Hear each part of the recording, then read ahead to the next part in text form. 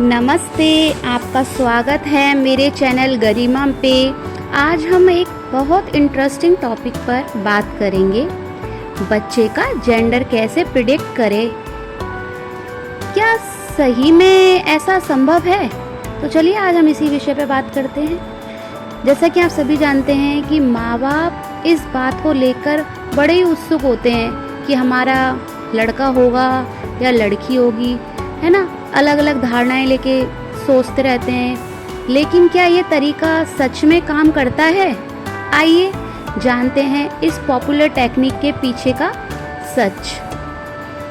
Pregnancy के दौरान सभी पेरेंट्स एक सवाल जरूर सोचते हैं, लड़का होगा या लड़की होगी।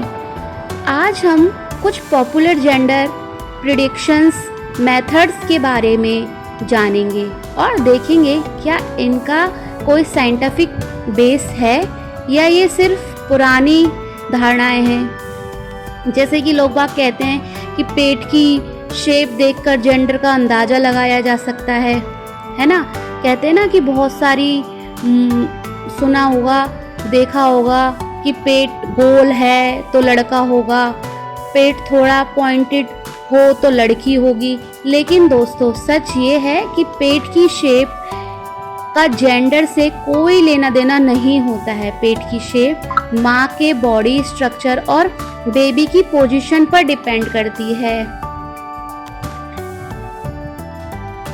हार्ट बीट की स्पीड, ये भी सुना होगा आपने कि भाई 140 है तो लड़की होगी, है ना, और मतलब उससे कम है तो ये होगा वो, मतलब ऐसी दकियन उसी बातें चलती रहती है। जैसे इसके बारे में बात करते हैं। एक और मशहूर कहावत है कि फेटल हार्ट बीट 140 BPM से ज़्यादा है तो लड़की होगी और अगर कम है तो लड़का होगा। लेकिन सच ये है कि बेबी के जेंडर और हार्ट बीट की स्पीड का कोई संबंध नहीं होता है। हार्ट बीट की स्पीड प्रेगनेंसी के स्टेज और बेबी के डेवलपमेंट पर निर्भर करती है। अब आता है प्रेगनेंसी क्रेविंग।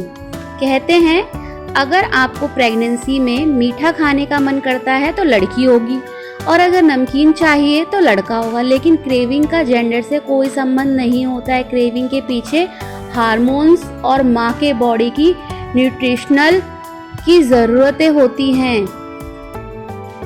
अब आता है next Chinese gender prediction chart. Chinese gender prediction chart भी काफ़ी मशहूर है, जो माँ की उम्र और कंसेप्शन का महीना देखकर जेंडर बताता है। ये चार्ट बहुत पुराना है, लेकिन इसके एक्यूरेसी के लिए कोई साइंटिफिक प्रूफ नहीं मिला है। यह सिर्फ एक फन एक्टिविटी है, इससे सीरियस नहीं लेना चाहिए। अब नेक्स्ट आता है मॉर्निंग सिकनेस की तेजी।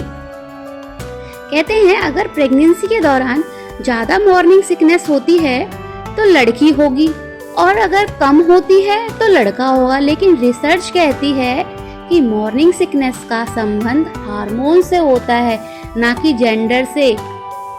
Scientific method to determine gender.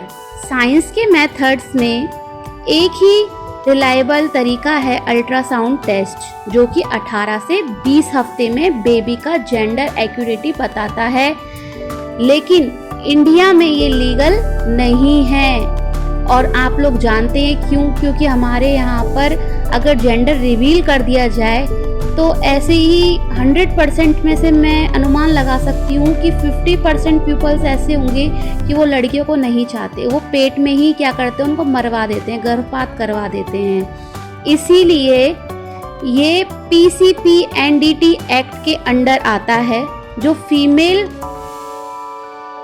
Female होती है ना, उसका जो टेस्ट होता है, जो 18 से 20 हफ्ते में अल्ट्रासाउंड होता है, उसको रोक दिया जाता है कि उसको नहीं बताएंगे कि क्या है, इसलिए ये टेस्ट करना अलाउड नहीं होता है।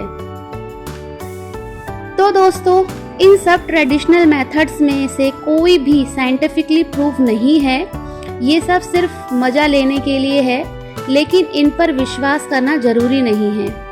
सबसे इम्पोर्टेंट है आपका प्रेगनेंसी जर्नी एंजॉय करना और अपने होने वाले बेबी के लिए एक्साइटेड रहना, चाहे लड़का हो या लड़की। ये एक गॉड गिफ्ट होता है और एक तरीके से हमारे लिए सरप्राइज होता है कि क्या होगा, लड़का होगा या लड़की होगी। इसलिए उस पीरियड को एंजॉय करो, ना कि स्ट्रेस लो कि हाय लड़का होने वाला है कि लड़की होने वाली है, समझे। अगर आपको ये वीडियो